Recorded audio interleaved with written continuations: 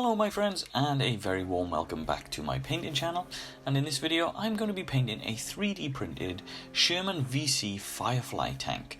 So I'm going to paint this so that I can use in my British bolt action army. So I have a British Polish mixed bolt action army. So a friend of mine has recently bought a really cool 3D printer, and he's been printing me some great miniatures.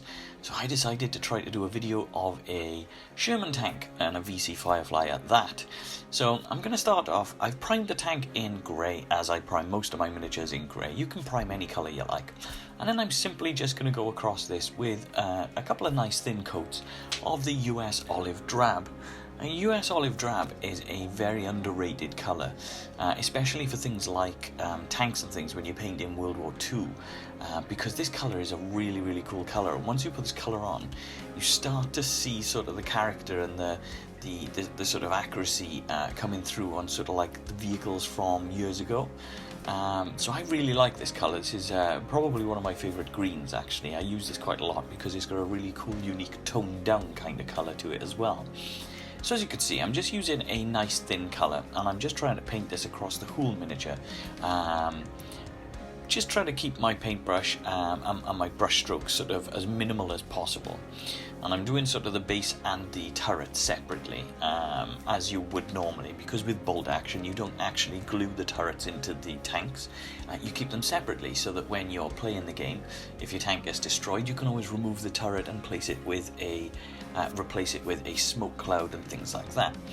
So as I said, I'm using nice thin down paints. As you can see, this is quite watered down. This is quite, it is flowing quite smoothly onto the miniature, especially because a miniature like this is a little bit bigger.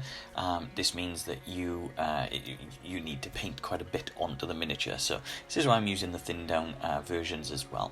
I think it was probably about 2 coats. I think I got it to be about the same or the right consistency that I was looking for. Now from there, I'm painting all of the tracks in black. And I'm pretty much just going to paint all of these with a smaller detail brush. I'm just following along the tracks, as you can see this way, but more importantly, for the tracks, it's just about trying to go across the edges as well, and of course on the inside where the suspension rack is. So just here, as you can see, it does get a little bit fiddly and a little bit difficult, but I'm just trying to run black across here just so that it ties that colour, that original colour, and then the tracks together. Now once all of that is dry, I'm just going to simply move across and use this Vallejo wash. Now this one I'm using straight out of the bottle. Now you can water this down should you want to. This is completely personal choice if you want to water this down or not. I'm not watering this down, I'm just using this straight out of the bottle just to kind of give you an idea as to what this looks like and the effect that it will give. With this, I find the Vallejo wash in this sense to be quite thin anyway. It seems quite watery. It moves onto the miniature really nicely. It sits really well in all of the recessed areas as well. The only trouble with using something like this is you don't want to change the overall colour of the miniature.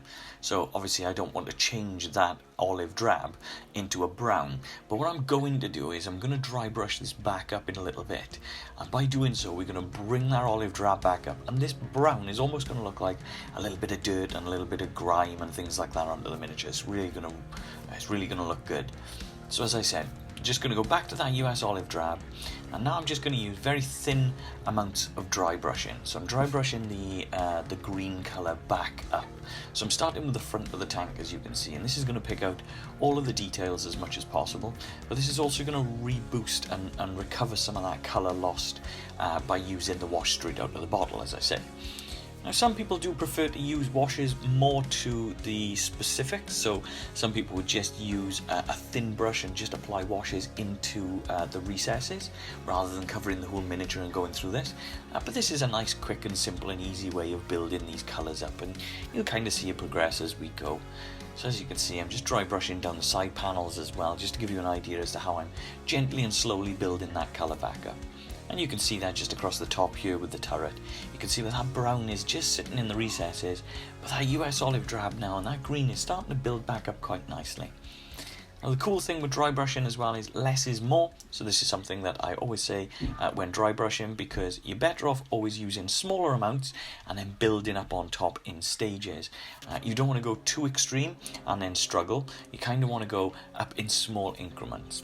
So I'm now mixing that US Olive Drab in with a little bit of olive green from AK Interactive, and this is going to give that olive drab just a slight lighter green boost. So again, this is just using very, very small increments, so this isn't going to overly change the colour of the model and the colour of the green drastically. This is just giving me a little bit of a boost. Now, I do know some people that would dry brush just by using a single small dropper of white into the original US olive drab just to boost it up by a stop, and you can do that by all means. I just decided to use a little bit of a lighter olive green colour in this just to give it a little bit more to look at rather than it just being one flat tone or one flat colour. And again, that's personal choice. Now, I know there's a lot of people out there that would say this isn't directly historically accurate and things like that, and that's absolutely fine. You can paint your models and you can paint your miniatures exactly how you want, as long as you're keeping it within a certain level of accuracy. I personally think that it is fine. So as long as you're not going too extreme and painting things like garish over the top or really, really, really extreme greens or things like that, I tend to find that these things are quite okay. So for a final stage for myself, I'm just using a very, very, very, very, very aimed small bit of that olive green just across the very edges. Now, I'm not painting much of the model with this. I'm not going over the whole model, just the very edges. And then I'm just going to move on to use some of the water slide decals. Now, I have these left over from Rubicon models because I bought a few different models, and so I'm using the Commonwealth water slide decals on this. So I'm just using a star and a triangle. Just to give you an idea and just to show you what to do. So basically, that's all I do is I put a small amount of water onto the miniature, and then I dip the water slide into the water itself, and I normally hold that in there for about 5 to 10 seconds, and then using an old brush, I gently drag that off the paper onto the miniature, and then using that same brush, you can see that you can just manipulate that in the water on the miniature. So you can move this around quite a bit, and this gives you a lot of freedom. The only thing to be careful is, you just got to be gentle getting that water slide decal off the paper originally. It can be fiddly, so a little bit of patience is required, but it's a really cool effect when it's on.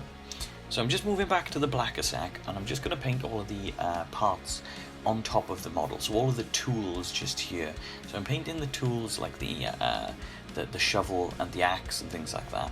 And then I'm also going to recover the black around the tracks as well. Now, when I said about the water slides being quite fiddly, you could see there that the numbers on the water slide I had rubbed across and I had got it wrong. But it doesn't matter because I managed to fix it up anyway, so don't worry too much about that. Now, what I'm doing here is I'm going to manually add loads of little scratches and scrapes by using a very, very, very fine detail brush.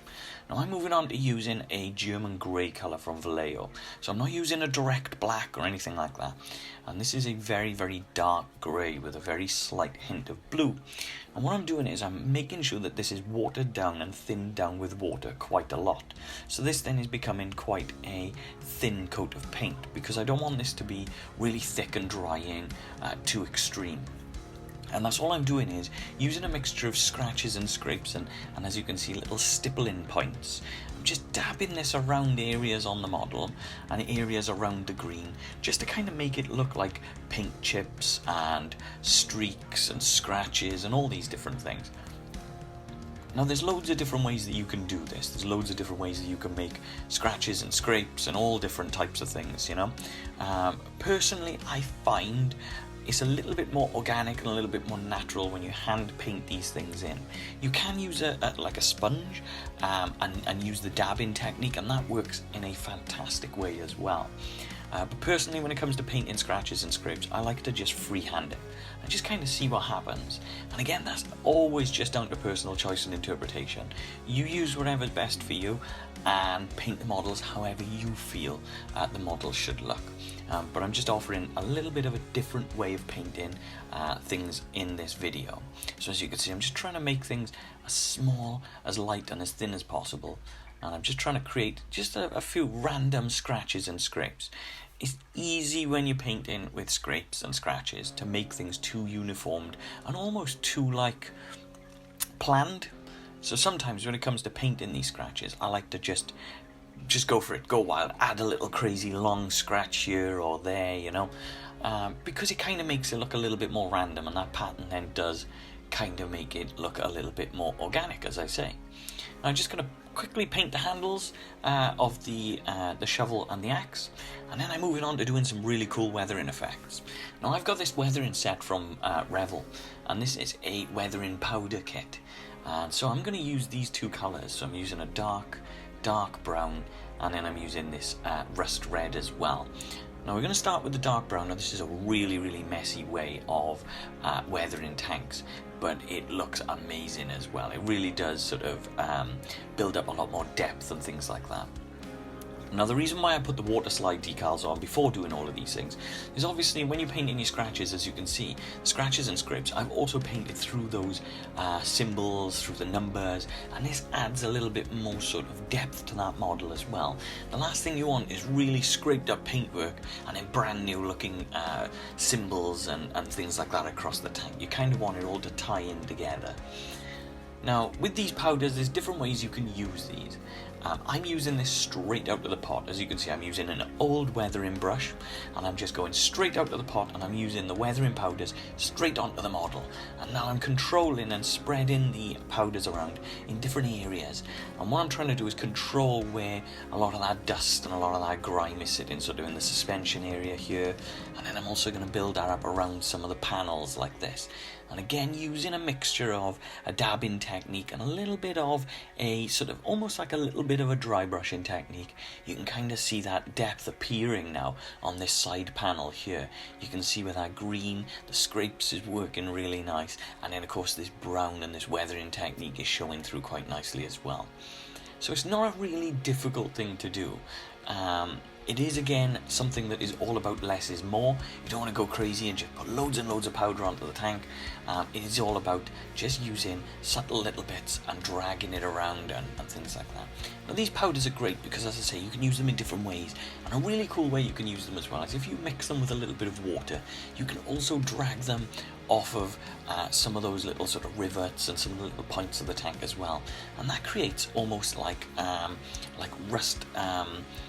rust streaks and grime streaks and things like that. And that's a fantastic technique as well, and that's something that will also add a lot of depth to your tank and a lot of character. Now using that rust colour as well, as you can see, just kind of boosting a little bit of where some of that weathering is. I'm trying not to put too much, just using my finger to drag a little bit off there. Just so that I've got a little bit of colour, a little bit of dirt, a little bit of grime, but not too much of that rust, because we don't want the tank to look rusty, we want the tank to kind of look dirty. So we're going back to those handles and using a very fine brush again. As you can see, I'm just painting some straight lines down the handles to kind of make it look a little bit more like wood grain. So I'm just using a light earth colour from the AK Interactive here, and this is very thin down paint as well. And again, this is a cool technique because it's going to kind of make it look like that wood grain on those handles is a little bit more realistic than just one flat colour. And we're also going to do something similar just across the tools. So we're going to leave the tools black, but I'm just using a little bit of gunmetal here, which is a nice silver colour. And I'm just going to dab this just across the edges. So I'm just going to dab this just around the edges of the black areas, as you can see.